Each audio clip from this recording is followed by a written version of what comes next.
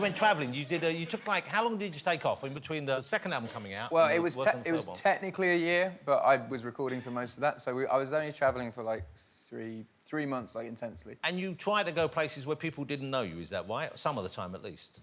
Yeah, well, I went to countries... I had a sheet of where I'd sold the most records and the least records, and then I chose the places that I'd sold the least. But this wasn't to try and encourage them to buy more. This was so you could have some degree of... You weren't going door to door. Ironically, the country that I went to, it's now gone very well in, and I can't really go there anymore. Which country is that? Japan. So Japan, you're big in Japan now? Yeah, Shape of You is the biggest selling song of the year there. Wow, well, congratulations. Yeah. That's amazing.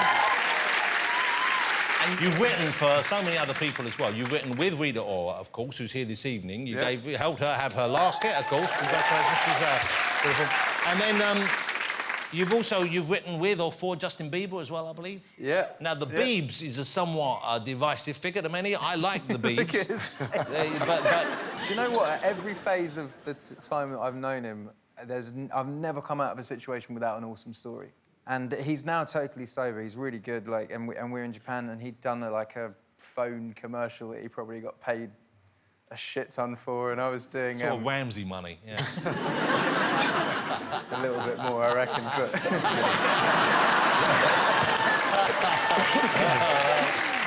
That'll happen. Sorry, mate.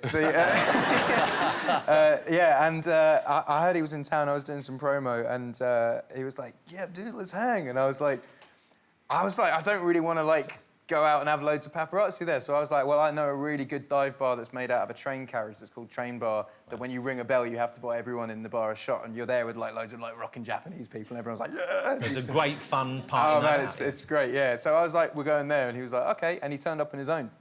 And I was like, this is cool. So we sat there for a bit. He had water, I did not have water. And then he was like, let's do some karaoke. Not like that, obviously, but... So we went to this karaoke bar, and then he sung Thinking Out Loud on karaoke. I sung Love Yourself on karaoke, which was quite fun. And then someone from his record label came, and I think Universal have built a club in their label, so they were like, come to the club. So he turned up at this club, which had a golf course in it. And he lay down on the floor and put a golf ball in his mouth. And, I had a golf club, and he's like, hit it out my mouth. And I kind of look at his security guard, and the security guard was like... And I was like... Yeah, and I ended up really hitting him badly. So you took a pretty big swing then? Yeah, and missed. You whacked him in the face? Yeah. Yeah. I want to give you something interesting, Jonathan. Let's talk about, gimp masks and shit. Have you worn a gimp mask? Is this no, but you know what? My mate got that, that Amazon thing that you can shout at and it orders you stuff. Alexa. Yeah, that's it. So he had that and he wasn't in, and I ordered him and his wife a gimp mask. Wow. and it turned up, and they sent me a picture, which I think is going to be their Christmas card.